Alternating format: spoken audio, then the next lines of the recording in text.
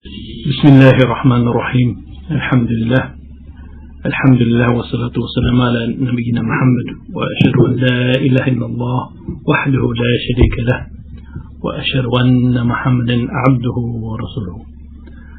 أما بعد. So inshallah today we'll continue with our lecture series on al-Hasad, and this will be inshallah the fifth lecture in the series.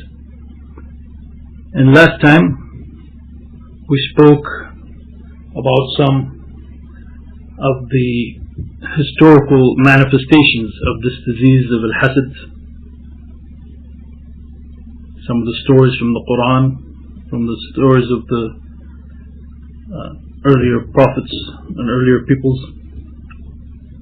And then we started to speak about the evils of al-Hasad and how al-Hasad can actually keep someone from following the truth. Probably that one ramification of al-Hasad, of course, should be enough to keep everyone very wary about al-Hasad and try his best to remove any feeling of al-Hasad from his heart. We also discussed the fact that al-Hasad and anger and hatred towards one Muslim's brother or sister, they go hand in hand. And also hatred obviously is something, hatred towards others, hatred towards other believers in particular, this is something that a Muslim's heart should be free of. Inshallah, today we want to continue with some of the evil ramifications and effects of al-Hasad. And one of the clear signs that we get from the Qur'an is that al-Hasad can be a cause for division and sectarianism. The division of humankind as a whole, and unfortunately also, as we'll speak about, the division amongst the Muslims and amongst the believers themselves. And this is the antithesis of what the Islamic society and what the Muslim society should be like. The Muslim society should be united and together and supporting one another. So al-Hasad strikes at the root of that, but not just in the sense of hatred as we talked about last time, but really in the sense of division to the point that the different members of that society no longer feel that they are really part of the same society or the same ummah or the same people. So Allah subhanahu wa ta'ala tells us in the Qur'an, for example, speaking about earlier peoples who divided their religion, وَمَا تَفَرَّقُوا إِلَّا مِنْ بَعْدِ مَا جَاءَهُمُ الْعِلْمُ بَغْيًا بَيْنَهُمْ. They did not divide until after the knowledge had come to them out of envy between themselves, envy and hatred. بَغْيًا بَيْنَهُمْ, as explained by Ibn Abbas, it is a kind of envy that they had towards one another. So the knowledge had come to them, the truth had come to them. In this way we can say that there was really no excuse for them, because they knew what was the truth. However, they allowed this disease in their hearts to cause them to be divided. And that's, as I said, that's within one religious community, you can say. But actually all of mankind also, part of the division and the hatred that exists among all of humankind is also based on this envy. As Allah subhanahu wa ta'ala tells us in Surah Al-Baqarah, كان الناس أمة واحدة فبعث الله النبيين مبشرين ومنذرين وأنزل معهم الكتاب بالحق ليحكم بين الناس فيما اختلفوا فيه وما اختلف فيه إلا الذين أوتوه من بعد ما جاءتهم البينات بغيا بينهم فهدى الله الذين آمنوا لما اختلفوا فيه من الحق بإذنه والله يهدي من يشاء إلى صراط مستقيم. Allah subhanahu wa ta'ala says, humankind were one community, and Allah sent prophets with glad tidings and warnings, and with them He sent the scripture and truth to judge between people and matters wherein they differed. And only those to whom this was given, the scripture was given, differed concerning it after clear proofs had come unto them, بَغْيًا بَيْنَهُمْ, through hatred and envy, as Ibn Abbas explained, one to another. Then Allah by His leave guided those who believed to the truth of that wherein they differed, and Allah guides whom He wills to a straight path. So actually all of humankind, and in particular all of the religious communities, you will find that this envy and hatred was able to creep amongst them and cause this division within their ranks and within their fold. And actually within the Muslim Ummah, and we can see this unfortunately existing among us today, within the Muslim Ummah we also have this kind of envy and this kind of division that exists among us. And it is based on many different things. You can find, for example, among the followers of certain sheikhs, certain scholars, you can find this envy also that causes a great amount of hatred and division. Where, for example, someone has a great deal of love and respect for a certain sheikh. And that sheikh is knowledgeable and he's deserving of love and respect. Okay, so it's not the sheikh's fault necessarily. But now out of an extreme love, going really to an extreme in their respect and their love for their sheikh, they want everyone to follow their sheikh. And they believe that their sheikh is the best and he has the best knowledge and the most knowledge and so forth. And so therefore, if at any time they see people following other sheikhs and respecting other sheikhs more than they respect his sheikh, or saying that, well, actually I think this person has more knowledge than the one you're following, or this fatwa I think I'm going to follow it from this sheikh rather than following your sheikh. What happens then is that this person, out of envy that there is a sheikh other than his sheikh who is being respected more, who is being liked more, this person then attacks the other sheikh, the other scholar, and tries to take people away from that other scholar. And as we see in the case of envy, in the case of this kind of disease, how sick this kind of disease is, many times the actions that they do, they may not necessarily even bring the other people to his sheikh, but as long as they are no longer listening or respecting the sheikh that they are following. Sometimes this is the entire goal. They just put someone down to the point that this person is no longer listened to, even if necessarily his own sheikh is not followed. So they'll say that, oh, stay away from that sheikh, he doesn't have the knowledge, he's a deviant, he's this and this, he's a deviant, he cannot be trusted, and so forth. And by the way, this kind of action, we can see how this kind of action is going to, almost by definition, lead to division in the community. Because if the sheikh who is attacked, let's call him Sheikh B, so the person is following Sheikh A and he's trying to attack Sheikh B, if Sheikh B is someone who deserves actual respect and does have some knowledge and is a pious person, what's going to happen then in the face of these attacks where this person, this Sheikh B, is being wronged by these people? Well, what's going to happen, and what happens over and over again, is that there are going to be some people who listen to this envious person and follow this envious person, and so therefore they will leave Sheikh B and they will have maybe even an enmity towards Sheikh B and say that this person should not be respected. And so therefore they will fall for this deception and this wrongdoing. And at the same time, as I said, if Sheikh B is really a person of quality and deserving of respect and a person of piety, at the same time you're going to find others who are going to come to the defense of Sheikh B. So you're going to have two parties. This is what division is. You're going to have those who support Sheikh B and those who are attacking Sheikh B. And as this feeling and as this rivalry increases, then the level of hatred and the level of division between the two parties, to the point that maybe even one of the parties might even create their own mosque. They start attending their own mosque or their own meetings so they don't have to put up with those people who are still respecting Sheikh B and so forth. This kind of situation occurs over and over again, unfortunately, within the midst of the Muslims.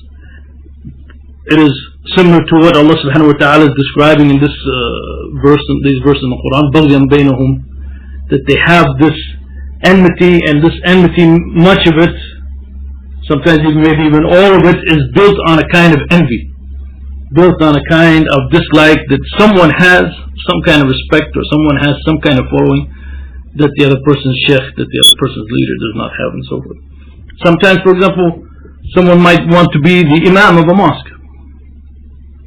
There's an imam position open, and then someone wants to be the imam of a mosque, but the community decides for whatever reason to give that job and that responsibility to somebody else. So this person who desired it, maybe even he wasn't very open about his desire, but he felt like he deserves it, it should come to him, and this is something in his heart, that this is something that he wanted. Sometimes they're open about it, sometimes they're not so open about it. But when they're not given the position, and they felt that they were deserving of giving the position, then this malice and this envy builds up in their heart. And of course, what's going to happen? Well, if the person, inshallah, has some iman, inshallah, he will crush this envy in his heart. But what happens many times is that then the person acts upon this envy. He acts to remove or to damage the reputation of that imam. That imam who was given that job instead of him whom he thought he should have gotten it, he will act to remove that imam. Sometimes even he will not get the position of imam, and sometimes he may even realize that by his actions he is doing things that it will be clear to him that he is not going to get the position of the imam. But the important thing for him is that he is going to make sure that that person who got the job instead of him in the first place is going to be removed. And exactly the same as in the first case.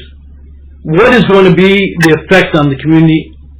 There can only be one effect really on the community, and that is division. Because by default you're going to count this person is doing something wrong, and unfortunately, even though he's doing something wrong, he will probably get followers, he'll probably get people who support him. وَلَا حَوْلَ وَلَا قُوَّةَ إِلَّا بِاللَّهِ. And you're going to find some people who are going to stand up for the truth, and who are going to defend the imam who is being harmed, and who deserves the position, and who was chosen for the position. And so therefore, by definition, you're going to get division. And we have to realize that power and leadership, positions of authority and esteem and so forth, these are great trials from Allah subhanahu wa ta'ala. These are great trials from Allah subhanahu wa ta'ala. These are things that some people dearly, dearly love. They want to have these things for themselves. They have to be the center of attention. They have to be the center of authority. And so therefore, if they are not given that attention, if they're not given that respect, if they're not given that authority, inside they cannot stand that other people are given that authority and position and so forth. And so therefore immediately they become envious of those people who are given that position of authority and respect that they so greatly desire. And that desire in their hearts, which in itself is a disease, can easily lead to the greater and more harmful disease of hasad, of envy. And the disease of hasad and envy can many times be acted upon, where the person actively goes out to destroy the others who were given positions of authority and leadership instead of them. So this is a very dangerous disease, and I don't think I have to actually talk about it too much and mention the fact that this is something that occurs, unfortunately, within our community, within, for example, the United States and many different places. See cases where when you're called in, for example, as an outsider to come and try to bring peace among the different parties, it becomes obvious very quickly that there's a lot of factors working, and one of the factors is clearly, in many cases, hasad. And in fact, this disease of hasad even reaches those people, or I should say, can even reach those people who you would really wish were above this disease of hasad. And that is al-ulama, the scholars and the du'at, those people who are calling to Islam. Ibn Abbas was one of the first people to mention that the ulama,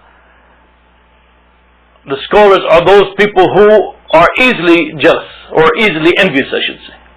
That this is a disease that if they are not careful about themselves and do not attach a great deal of taqwa with their knowledge, they do not attach a great deal of fear of Allah subhanahu wa ta'ala with the knowledge that Allah subhanahu wa ta'ala is bestowing upon them, then it becomes easy for hasad, or this envy, to enter into their hearts. Because when you think about knowledge, and when you think about the ulama, the scholars, basically, their whole worth, what they mean to others, is based on their knowledge and their level of knowledge. However, knowledge is such, as we see, for example, in the story of Musa and Khidr, knowledge is such that no one actually has all of the knowledge. And no matter how knowledgeable someone might be, no matter how great of a scholar someone might be, there's going to be some areas of ilm that they are going to be either defective, or they will not have as much knowledge in those areas of ilm as somebody else. That is the nature of ilm, even Islamic knowledge, even the knowledge of the Sharia. No one can be an expert in every different aspect of the Sharia, to the point that he knows more about these different aspects than anybody else. You might even find someone, for example, who does a PhD in one aspect of the Sharia, and maybe that's all that he really knows about. But he has studied in great deal that aspect to the point that he is now an expert in that field.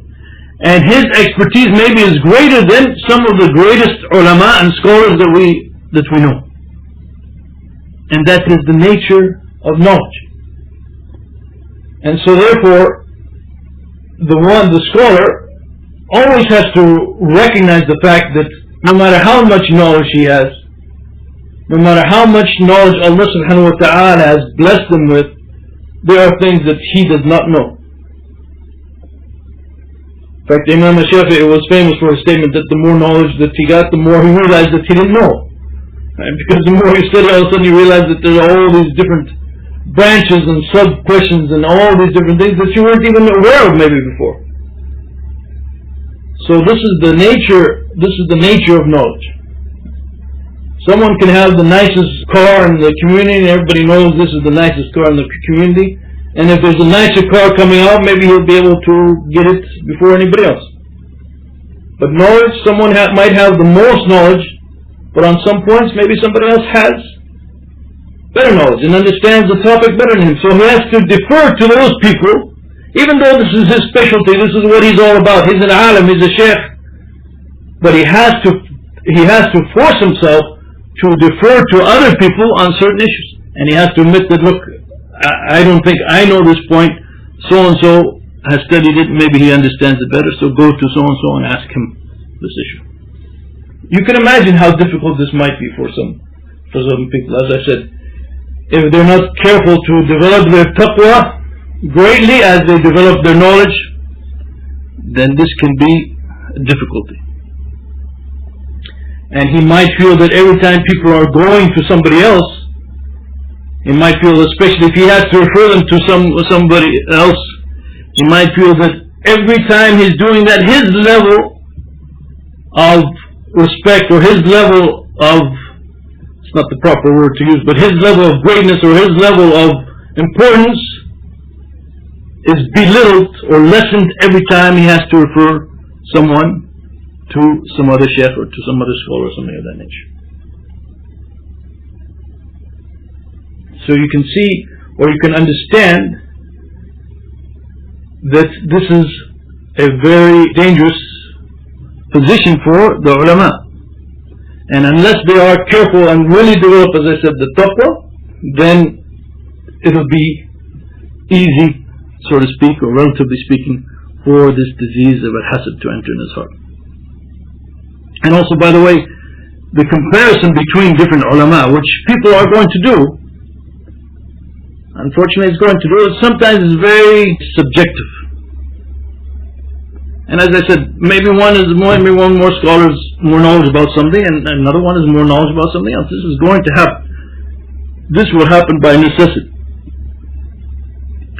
So because the way of judging people is somewhat subjective when it comes to knowledge, and is not as, the standards are not as fixed as in other realms of life, we could say, that opens the door easily for people to look to themselves and say, like, I deserve something, I deserve the respect, or I deserve the position of honor that people are giving to others. And actually, Epstein, in his book on al-Hasad, on envy, I should say, he notes that this is something very common even among the people in the academic field in the West. He says, for example, that some occupations are more prone to envy than others. And one of them, he says, that academic life is a field heavily laden with the landmines of envy. If you wish to smell envy in the very air, visit Harvard, Yale, Princeton, Chicago, Berkeley, or Stanford the morning after the MacArthur Genius, and this is what they're called, the MacArthur Genius Grants, are announced. So knowledge, this is, as we said, this is something basic related to the aspect of knowledge. Because there are always going to be people who have more knowledge about certain aspects. There's always going to be some areas that a person is not knowledgeable of, and so therefore his very worth is based on knowledge. As we said, his self-worth is based on this, so it is frustrating for him to realize that there's certain things that he doesn't know about, and there's certain aspects that other people know about better, and if he's not careful, this can open the door for a shaitan to come to him and plant the seeds of this disease of hasad in his heart. And as I said, another category, which unfortunately this disease also afflicts, are the du'at. Those people who are working for the sake of Islam, working for the sake of Allah subhanahu wa ta'ala, and calling other people to come to the path of Allah subhanahu wa ta'ala. Now what has happened within the Muslim Ummah, as I'm sure all of you are aware, the du'at, the people who are working for the sake of Allah subhanahu wa ta'ala, many times they organize into groups. Right? I mean, obviously, if you want to work, many times working in a group and organizing is much better than everyone working on their own. So, historically, different groups have developed. And these groups, obviously, well, sometimes they develop simply because they're in different areas, right? And that makes sense. If you're in one country and another country, you want to develop a different group and a different organization than others. But sometimes also they are developed because they have a slightly different approach to da'wah. They have a slightly different approach as to what is more important and so forth. Now, someone may disagree. We may disagree, for example, with another group of people who are emphasizing something that we don't feel is that important. We feel something else should be emphasized. So this disagreement can occur. Yeah, for example, the ulama, the scholars, on many points, they disagree, right? But this disagreement between them should not be a cause for division within the hearts, unless it is something obviously clear from the Qur'an and Sunnah that they are violating the Qur'an and Sunnah. But otherwise, if it is a matter of ijtihad within the realm of permissible opinions and ijtihad, this should not cause any division among the people, among those people who are working for the sake of Allah subhanahu wa ta'ala. But what inevitably happens in many cases, since these are literally different groups and different organizations, there develops a kind of unhealthy competition and rivalry between them. To the point that, many times people who join these groups, when they join them from the outset, their intention was very pure. They wanted to please Allah subhanahu wa ta'ala. They wanted to bring people to the path of Allah subhanahu wa ta'ala. So there was nothing wrong with what was in their heart, and there was nothing wrong with the reason that they joined this group or this organization. But over time what happens is their attachment to the group develops to such an extent that it becomes even more important than, you can say, the religion itself. They are more concerned with how their group is performing and what is happening with respect to their group than what is happening with respect to Islam and what is happening with respect to the Muslims as a whole. Such that they compete with other Muslim groups and they don't want the other Muslim groups to do well.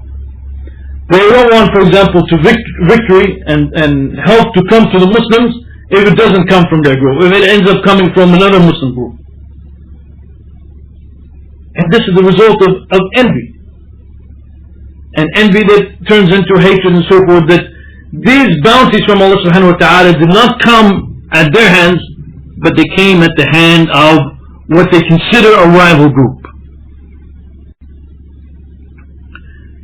And this is, as Allah subhanahu wa ta'ala describes in the Qur'an, we can say this is very similar to what Allah subhanahu wa ta'ala has said. مِنَ الَّذِينَ فَرَّقُوا دِينَهُمْ وَكَانُوا شِيَعًا كُلُّ حِزْبٍ بِمَا لَدَيْهِمْ فَرِحُونَ. Of those who split up their religion and became sects, each sect rejoicing in that which is with it. Now they may not, these different groups may not split up to the extent of the different sects in Islam, the historical sects in Islam, but sometimes the hatred and the rivalry, and it's even hatred, the hatred and the rivalry and the division among them is similar to this. And each group is happy if something comes via their hand, they are happy. If something comes via another Muslim's hand, they are not happy. And this is the saddest thing. This is the saddest thing. When you really think about it, this is very sad that this occurs among these kinds of people. Because, as I mentioned, they started this work and they are working it for the sake of Allah subhanahu wa ta'ala. They want to please Allah subhanahu wa ta'ala. At least, inshallah, that was their intention, an original intention. And maybe they got a little bit confused and so much involved in their group over time that they lost sight of that ultimate goal. Because if your ultimate goal is to please Allah subhanahu wa ta'ala, and you're working for an organization that is working to please Allah subhanahu wa ta'ala, and other Muslims are working in other organizations for the sake of pleasing Allah subhanahu wa ta'ala, if that is your ultimate goal and you always keep in mind that ultimate goal, then no matter where the good comes from, whether it comes from you personally or another member of your group or your group as a whole or another group of Muslims or even another Muslim who you don't care that much for personally or whatever the case might be, you will be happy because it is something pleasing to Allah subhanahu wa ta'ala. If that is your ultimate goal and that goal is always you, always keep that in mind above everything else, then anytime you see something which you would conclude is something pleasing to Allah subhanahu wa ta'ala, you will be happy. You will be happy and you will be pleased with that regardless of whether that has come from your hand or from the hands of your close friend or from the hands of your organization or from the hands of an organization that you consider some kind of rival or something. Because if you're seeking the pleasure of Allah subhanahu wa ta'ala, if Allah subhanahu wa ta'ala is pleased with any result and any outcome, then you should also be pleased with it. If there's a good outcome and a good result that is pleasing to Allah subhanahu wa ta'ala, but you are not pleased with it, then you have to realize there is something wrong here. There is something wrong here. You are putting something above and beyond the pleasure of Allah subhanahu wa ta'ala and love for the sake of Allah subhanahu wa ta'ala. And as I said many times, the source of this and why people have this problem is because of this envy, the disease of envy that has entered in their hearts. They cannot stand to see any kind of bounty, any kind of coming to other people rather than to themselves or to their group and so forth. The cure for this kind of disease is actually very simple. The cure, what is the cure is simple. Now, whether people can do it, that's a different story. Because we see that people like to associate with certain groups or certain organizations, mean, you see, for example, look around you in this country. You see, for example, how people like to support one football team as opposed to another, or one basketball team as opposed to another, and so forth. And you get real rivalry between them. So there is a kind of a group thing that occurs a lot. In fact, just recently after a soccer game, when one team's fans found out that another team's player was in an ambulance, he was going to be taken to the hospital, he's in that ambulance, they started pelting that ambulance with rocks and bottles and so forth, while the injured player is inside the ambulance. Now, this is modern day civilization, as they call it. So, as I was saying, the cure for the disease is actually easy to identify. How many people have the ability to resort to this cure and really implement it? This is a different question. The cure is to refocus. To refocus on your goal of working to please Allah subhanahu wa ta'ala. And seeing everything within that light. Is this something pleasing to Allah subhanahu wa ta'ala or not? If it is pleasing to Allah subhanahu wa ta'ala, I am completely happy with it. I am going to support it. I am going to help it. So you have to continue in your life, refocus and readjust yourself, and always remind yourself of what is your ultimate goal. It is the pleasure of Allah subhanahu wa ta'ala. And you always have to re-investigate matters and look at matters in the light of, is it pleasing to Allah subhanahu wa ta'ala? Don't look at things in the light of, is it pleasing to my nafs?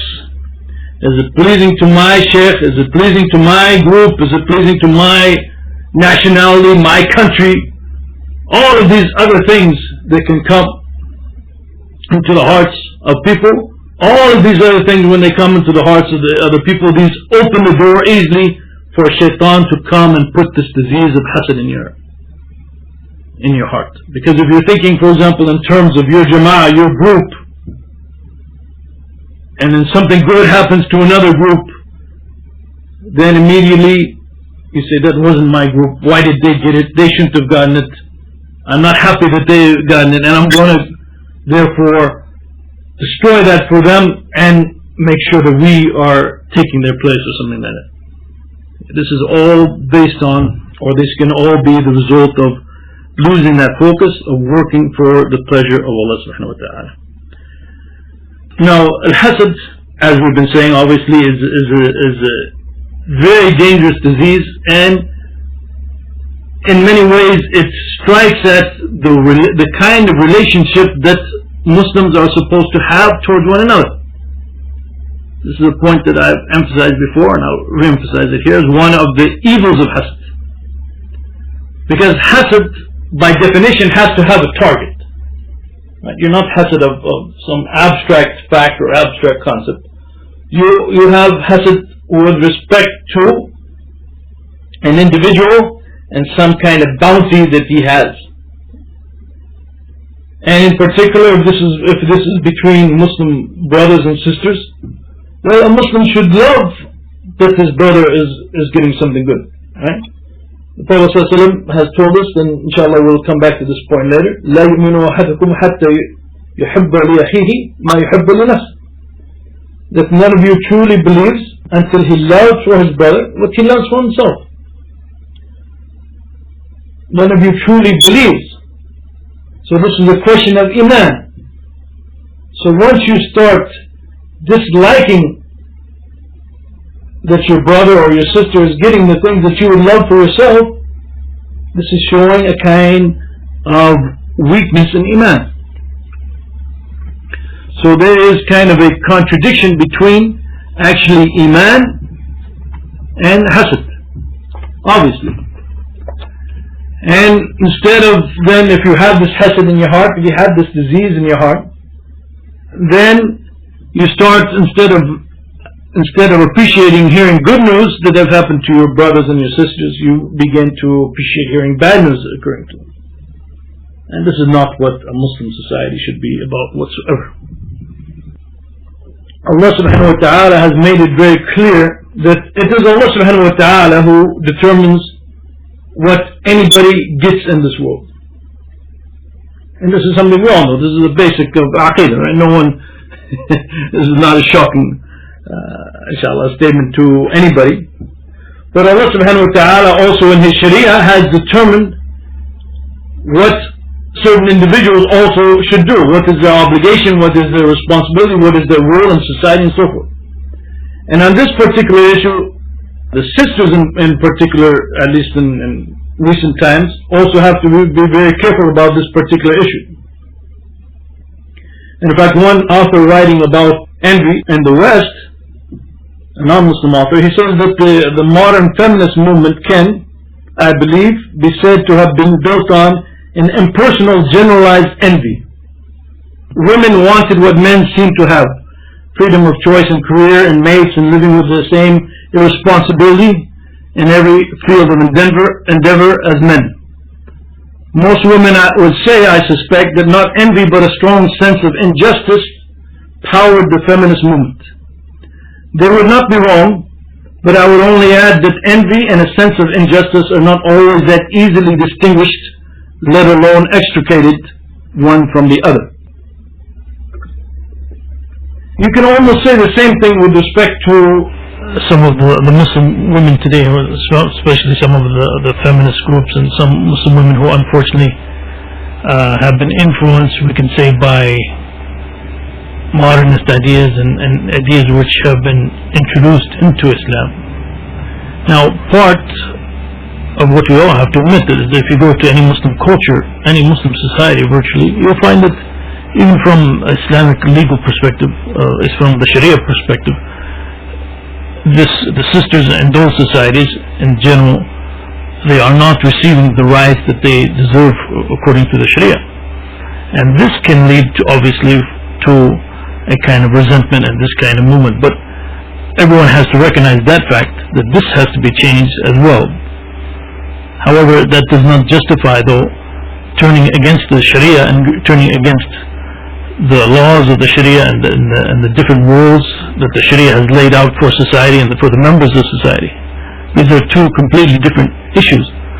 And one is where the person wishes that they had what other people had and were given the same places of responsibility, for example, as what other people have, and become envious because other people have those things and they do not have them. So this is one thing.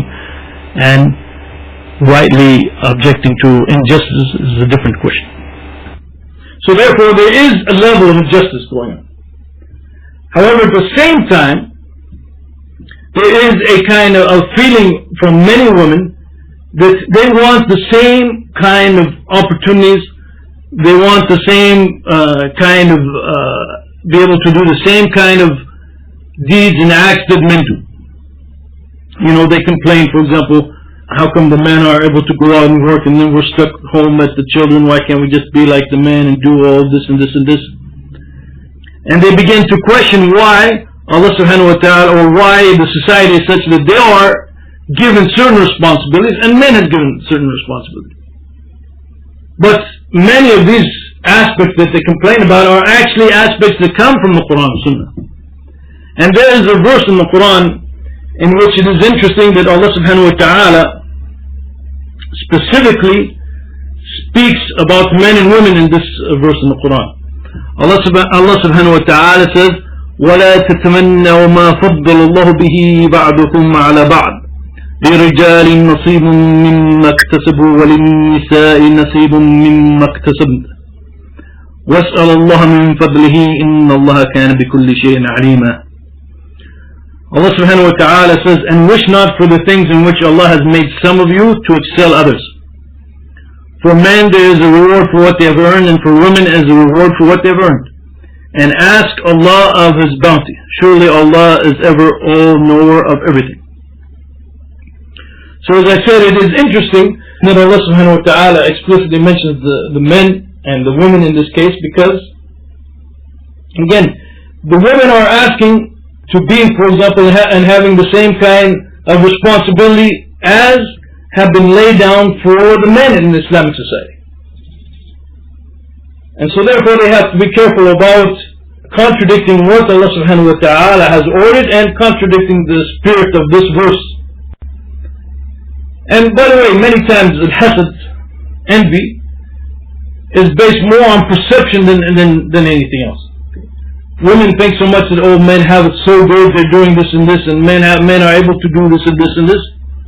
Well, now, for example, women in this society, they are, non-Muslim women in general I'm talking about, they're having the freedom now to do many of the things that men did before, and they are now coming down with some of the same diseases and some of the same illnesses and some of the same kinds of stress that before women in general did not have, but men had. So again, it is many times a perception of what the other people enjoy that causes this hasad. They think men have it so good, but who knows, men don't necessarily have it so good. And then of course they just emphasize certain aspects. Right? They don't ask, for example, why is it that men are required to go to the masjid 5 times a day and pray in Jama'ah? They don't ask, why is it that the men have to be in charge of the financially in charge of the family, and actually women never have to be financially in charge of themselves, and so forth. Why is it the men have to go out and jihad? These aren't the kind of questions that they're asking. These aren't the things that they are envious of, it seems. They just say, for example, why is it that men are able to go out more while we have to stay home and watch the children or something of that nature. Again, this can be very dangerous. If Allah subhanahu wa ta'ala has ordered something in the Qur'an, and again, I'm not talking about things that are part of now some Muslim cultures in which the women, as we said, they are not getting their rights in many cases. I'm talking about aspects which are clearly defined and clearly stipulated in the Qur'an and Sunnah. Women in particular, and maybe it's part of the influence of this feminist movement, have to be careful about being envious of men with respect to how Allah subhanahu wa ta'ala has distinguished between men and women. Because this is coming from Allah subhanahu wa ta'ala. So this is a great disease in the heart, this hasad, but especially if it is with respect to Allah subhanahu wa ta'ala and with respect to what Allah subhanahu wa ta'ala has commanded.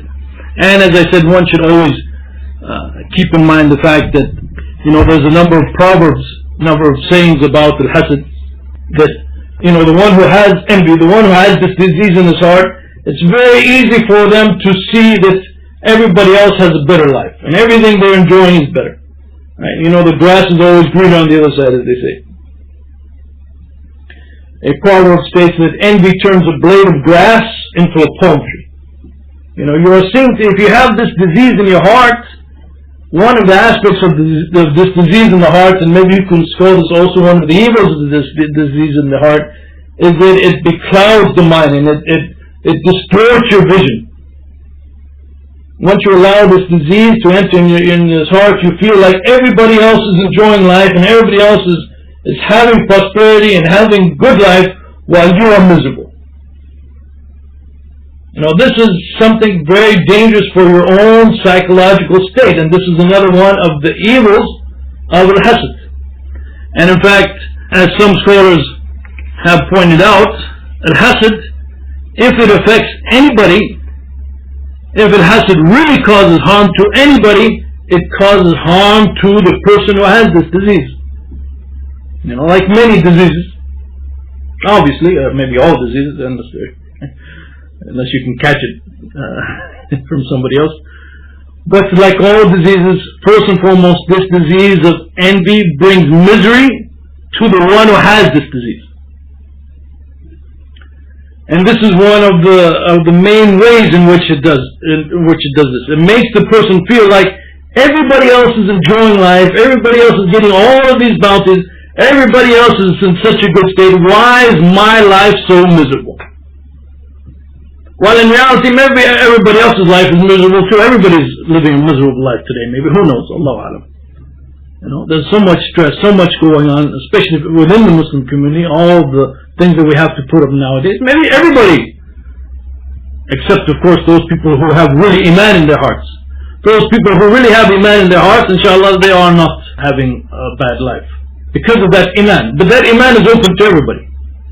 Right? You don't have to have the bounties of this world to have that iman and have that tranquility in your heart. But as I was saying, the problem occurs that when you have this feeling in your heart and you allow this feeling to exist, then you see everything through, as I say, these colored lenses that everybody else is enjoying and you are miserable. What's going to happen, by the way, what's going to be the result of that? You're going to feel miserable. Whether you were miserable or not from the beginning, and whether you are actually relatively miserable or not, you are going to feel miserable. So one of the early scholars, al-Asma'i, he said that al-Hasad is a fair disease. It is a just disease. It does more harm to the envious one than it does to the envied one. Okay, many times you might be envious towards somebody else, and that person is happy and living a fine. He's not affected by your envy whatsoever.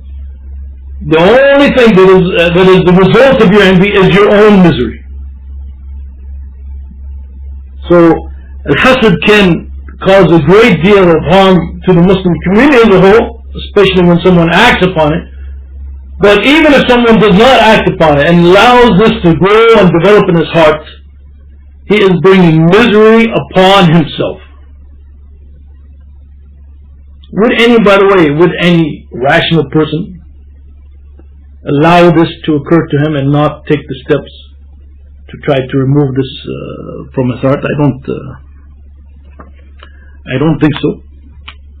You allow your heart to be filled with just anguish and anger and displeasure and misery, while the others are just living their lives without being harmed by your envy whatsoever.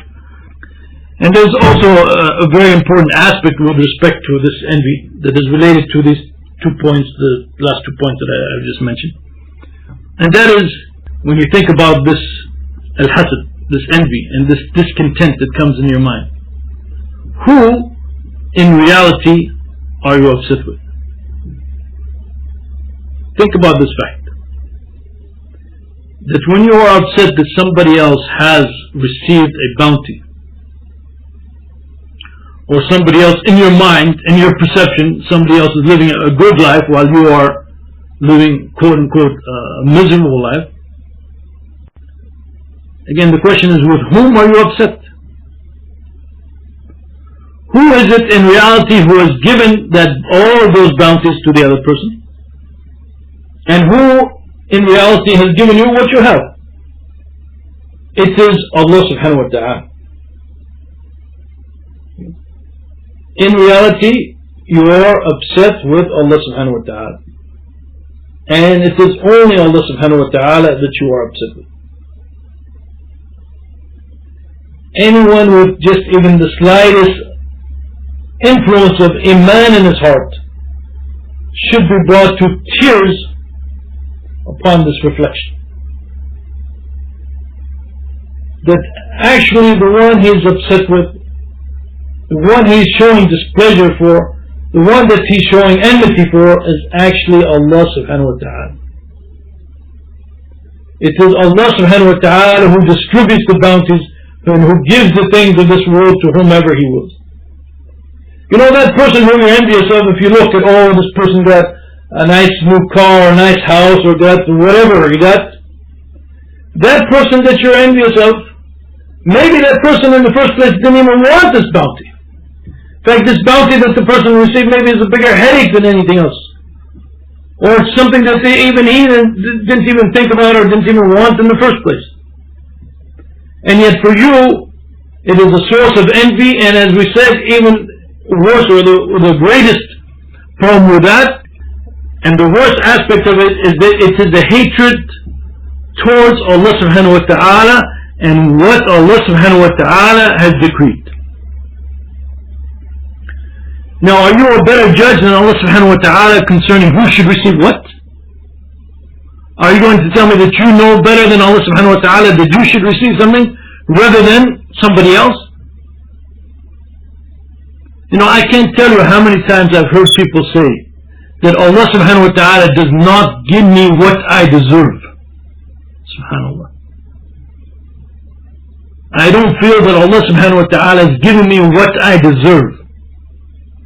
First of all, if someone says that, then most likely he's getting more from Allah subhanahu wa ta'ala than he deserves in the first place. Because how can you say towards Allah subhanahu wa ta'ala, Are you saying that Allah subhanahu wa ta'ala is not just?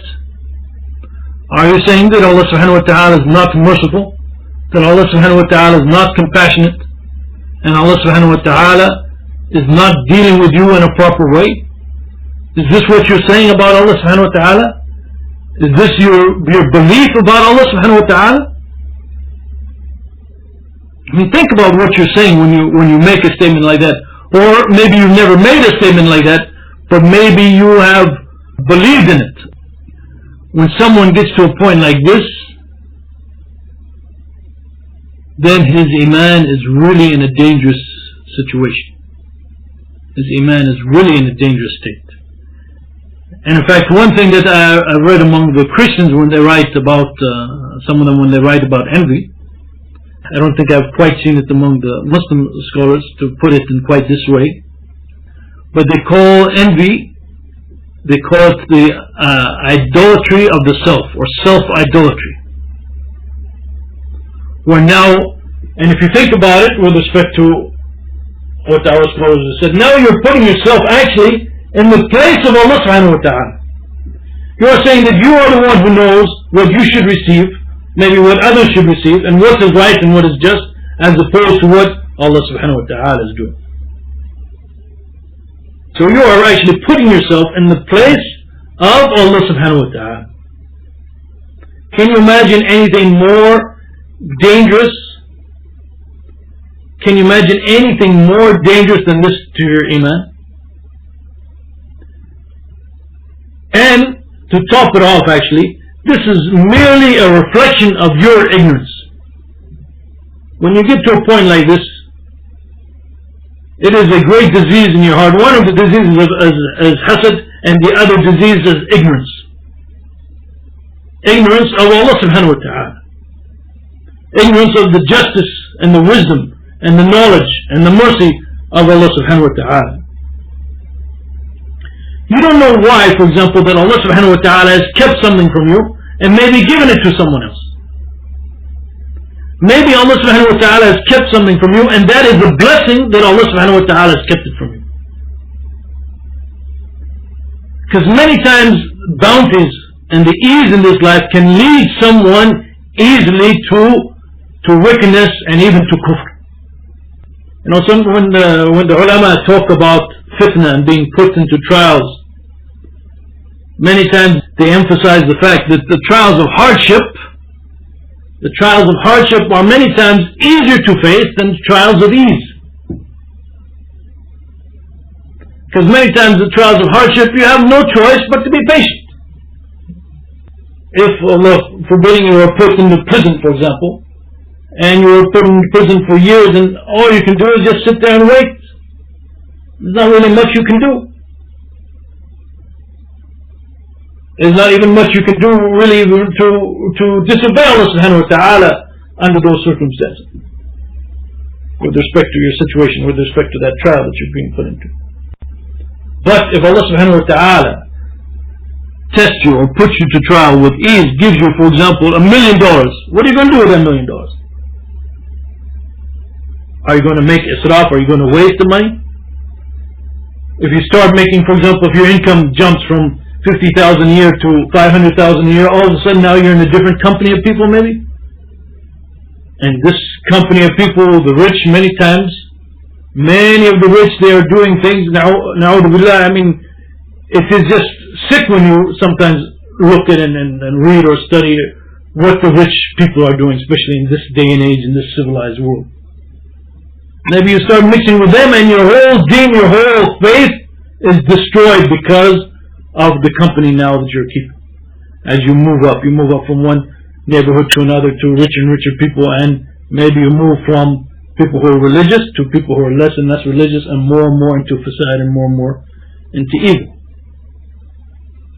So you don't know why Allah subhanahu wa ta'ala has kept something from you, and you don't know maybe even what is the hidden bounty of not receiving a bounty. The hidden bounty of not receiving a bounty. Maybe keeping it there from you is actually better for you in the long run. And not only that, it can be when Allah subhanahu wa ta'ala keeps something from you, there is a possibility for a great reward from Allah subhanahu wa ta'ala. Because if it is something that you need and you are patient, then this patience is a source of great reward from Allah subhanahu wa ta'ala. So you have two choices in front of you. Either you can be envious or you can be patient. One is a disease that will harm you greatly and lead to the displeasure of Allah subhanahu wa ta'ala, and the other is a source of great reward for you from Allah subhanahu wa ta'ala. So which are you going to choose?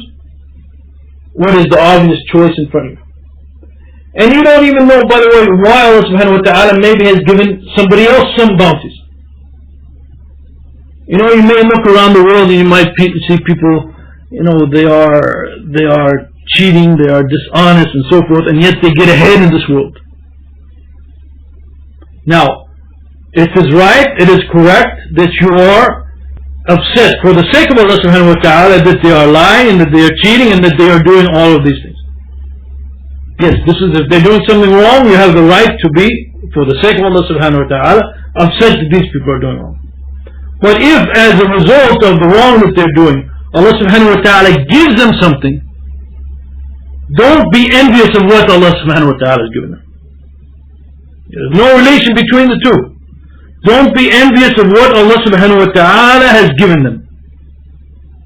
Because you don't know what and why Allah subhanahu wa ta'ala has given them that bounty. Maybe it might even be a source for them to repent and change their ways. If they repent and change their ways, they might be your best friend then afterwards. Or it may be a source for their own punishment in the hereafter. Or even maybe a later punishment in this life. As Allah subhanahu wa ta'ala says, وَلَا يَحْسَبَنَّ الَّذِينَ كَفَرُوا أَنَّمَا نُمْلِي لَهُمْ خَيْرٌ لِأَنفُسِهِمْ إِنَّمَا نُمْلِي لَهُمْ يَزْدَادُوا إِثْمًا وَلَهُمْ عَذَابٌ مُهِينٌ. And let not the disbelievers think that our postponing of their punishment is good for them. We postpone the punishment only so that they may increase in sinfulness, and for them is a disgraceful torment. So Allah subhanahu wa ta'ala doesn't punish them immediately for the lying and the cheating that they've given, but instead actually Allah subhanahu wa ta'ala gives to them. And the more Allah gives to them, and the more they are ungrateful to Allah subhanahu wa ta'ala, and the more they use these things for haram, the more they are just increasing, we can say, the evidence against them, the more they are increasing their crimes. And so for all of these things are simply going to be a source of punishment for them. If it is a source of punishment for them, can you actually think of it as a ni'mah, as a bounty? Is it really a bounty? Is it the kind of bounty that you want? That this thing will lead to a source of punishment for you? And that's why, as I said, sometimes maybe if Allah subhanahu wa ta'ala doesn't give you something, it is better for you. Instead of being envious about it, you should say, Alhamdulillah, Allah didn't give this to me, because maybe if Allah subhanahu wa ta'ala had given it to me, it might have been a source of evil for me. Allah subhanahu wa ta'ala knows much better than we know. Allah subhanahu wa ta'ala knows much better than we know about what is good for us. So instead of being envious and having this disease of hasad and being upset with Allah subhanahu wa ta'ala, instead we should turn to Allah subhanahu wa ta'ala, put our trust and reliance in Allah subhanahu wa ta'ala, which is inshallah, it's going to be the next topic inshallah, and it is a positive aspect in the heart, obviously. We should turn to Allah subhanahu wa ta'ala and put our trust in Allah subhanahu wa ta'ala, that if we are sincere and pure towards Him, we know that inshallah Allah subhanahu wa ta'ala is not going to harm us in any way. Allah subhanahu wa ta'ala is not going to be unjust to us in any way. Allah subhanahu wa ta'ala is not going to keep His mercy and compassion from us in any way. If we are realizing this, then there's not going to be any room for any kind of hasad in our hearts. So we should strengthen our relationship between ourselves and Allah subhanahu wa ta'ala, and at the same time not worry about what Allah subhanahu wa ta'ala has given others, especially not the things of this dunya. You know, more than one of the earlier scholars, for example Ibn Sirin and Ibn Zubair, they have been quoted as saying to the effect, as Ibn Sirin said, I have never felt envy toward anyone concerning a matter of this world. This is because if that person was from the people of paradise, He's from the people of Jannah. How can I be envious of him concerning something of this world when it is nothing compared to what he'll have in Jannah? And, he continued, if he was of the people of hell, how could I be envious of him concerning a matter of this world when he is going to the hellfire? So you just have to change your perspective a little bit, and inshallah this will remove the kind of envy that exists towards people with respect to the bounties of this world. The bounties of this world are not the ultimate and the final goal and the ultimate and the final source of happiness. There are some other points here that I guess I will try to mention quickly, inshallah. Another aspect of envy, as we said, the only thing that envy does really is bring misery to your heart. Because in reality, you are not going to be able to change whatever Allah subhanahu wa ta'ala has decreed. If Allah has decreed that someone receives a bounty, then it's not going to be within your ability. Even if you work and strive and try to remove that bounty, it is not going to be within your ability unless Allah subhanahu wa ta'ala wills it. Okay, so you are actually fighting a losing battle without any question. If you want that bounty to be removed or to be destroyed, it can only be actually removed or destroyed by the one who gave it to that person in the first place.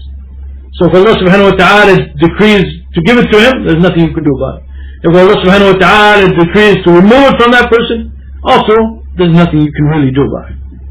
Everything is within the command and within the control of Allah subhanahu wa ta'ala. In addition, obviously, if you allow this disease of hasad to enter in your heart, well, think about this world. There are billions of bounties, especially nowadays, in recent times. Things are changing every day. You can't even keep up with what's new, the latest technology, the latest fashions, this and this. I mean, it's a day-to-day thing nowadays. So if you allow a hasad to enter into your heart, where is this hasad going to end? Because there's billions of things in this life. Are you going to have hasad towards every kind of bounty in this life? And if your hasad is with respect to one thing nowadays, now or today, tomorrow it's going to be with something else and so forth.